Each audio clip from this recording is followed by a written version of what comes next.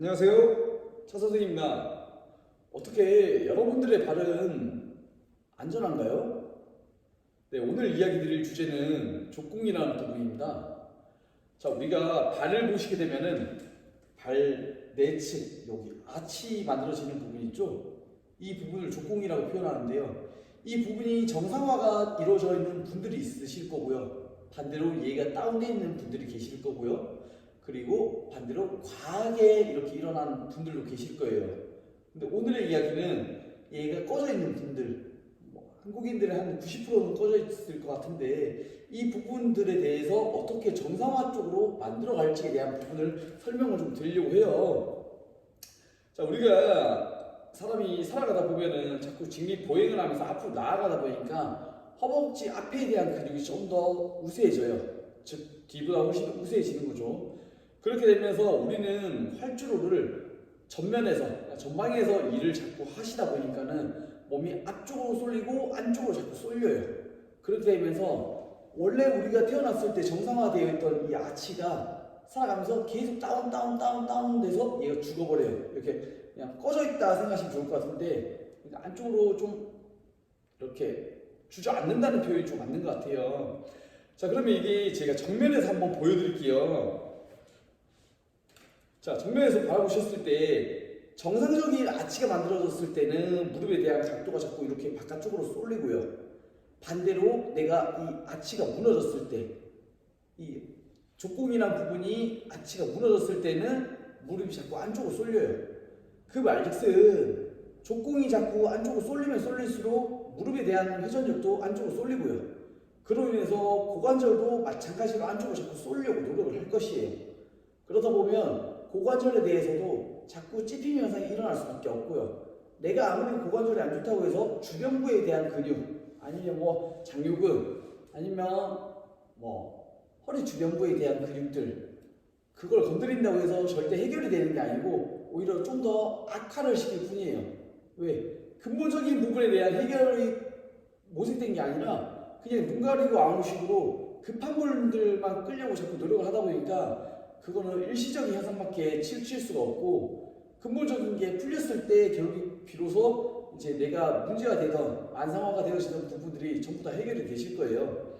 그래서 이 부분을 오늘 주저앉은 아치에 대해서 어떻게 얘를 좀 더 기능을 잘 살려볼지에 대한 걸 배워볼 건데 어제 영상이랑 똑같이 오늘도 마찬가지로 요 마사지 볼 요걸로 한번 배워보실 거예요. 자, 제가 보여드릴게요.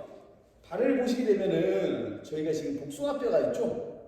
요 복숭아뼈 바로 밑에 쪽에를 만져보시면은 한 0.1cm 정도 아래쪽이에요. 요 부분을 만져보시면은 뼈들이 이렇게 살살 느껴질 거예요. 그러면 유독 딱딱하게 찝히는 부분이 있을 거고 반대로 말랑말랑한 부분들이 있을 거예요. 그러면 그 중에서 제일 딱딱한 부분 있죠? 그게 보통 복숭아뼈 바로 밑에 부분이거든요. 사선으로 바로 밑에 부분이요. 그러면 자, 이 부분에 대해서 한번 압박을 시켜요. 어떻게? 옆으로 이렇게요. 자, 그런 다음에 반대편 다리로 쭉 펴서 이렇게 올려줘요. 그런 다음에 마지막으로 이렇게 했음에도 별로 아프지 않다면 이 마사지 볼 위에 있는 무릎을 밑으로 꾹 눌러줘요.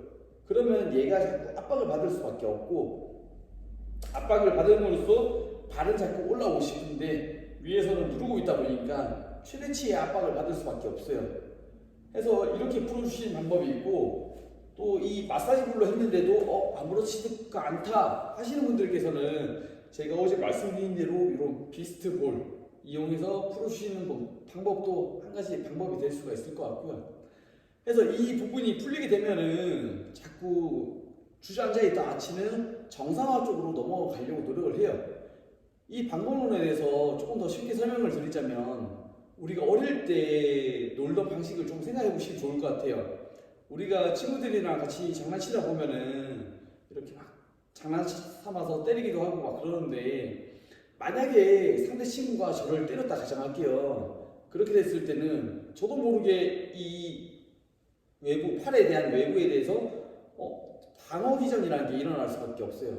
그게 무슨 말이냐면 친구가 딱 때린다. 그러면 이쪽에서 열이 발생이 되고 첫 번째로 두 번째는 이제 친구가 여기를 칠 거야 라는 감지가 오기 때문에 윽윽 하면서 여기에 힘이 들어올 수밖에 없어요. 그걸 방어기전이라고 표현하거든요.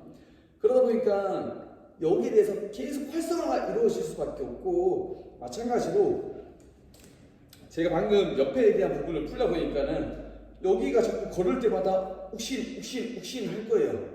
하면서 이 외측에 대한 힘을 땡겨 써서 이걸 밖으로 빼주는 역할을 해준다 생각하시면 좋을 것 같고요. 그리고 이제 내가 손을 넣었을 때 내 발 사이로 손이 아예 안 들어간다 하시는 분들은 정말 크게 만성화가 되어져 있다 보니까는 아무래도 골반에 대한 찝힘, 고관절에 대한 찝힘 현상이라든지 아니면 뭐 허리에 대한 통증, 그런 기본적인 사항들은 좀 가지고 있으실 것 같아요. 그리고 이제 한 가지 팁을 드리자면, 이 마사지를 진행했을 때, 그러니까 이 운동요법을 진행했을 때 심하신 분들 같은 경우는 이쪽으로 막 전기가 흘러간다거나 아니면 막 근육이 파편 튀듯이 툭툭툭 튄다든지 그러한 현상이 좀 일어날 텐데, 그거는 쉽게 설명드리자면 내가 안 쓰던 결로에 대해서 이 전기가 자꾸 흐르게 되면서 얘들이 이제 나 쓸 거야 라고, 기능할 거야 라고 말을 해주고 있다 생각하시면 좀 좋을 것 같아요. 그렇게 해서 정상화 다리가 되어졌을 때는 이제 전기가 찌릿한다든지 근육이 파편 튀듯이 툭툭툭 튄다든지 그러한 현상들이 많이 사라지실 거고요. 차츰차츰 없어지실 거예요. 그렇게 해서 없어지셨을 때는 비로소 내가 이제 정상화 다리가 되었다 보니까는 위에 대한 굴곡들도 정상화되어질 것이고요. 그렇게 좀 생각하시면 좋을 것 같고, 이번 편을 토대로 다음 시간에는 제가 엑스트라 다리에 대해서 한번 설명을 드리면서 어떻게 좀 접근하면 치면 좀 더 빠르게 호전을 시킬 수 있을지에 대한 부분을 조금 설명을 드리려고 해요. 일단 오늘 준비한 영상은 여기까지고요. 들어보시고 이해가 안 되신다 하시는 분들께서는 밑에 댓글로 남겨주시면 제가 그 부분에 대해서는 조금 더 쉽게 설명을 드릴 수 있도록 하겠습니다. 네, 감사합니다.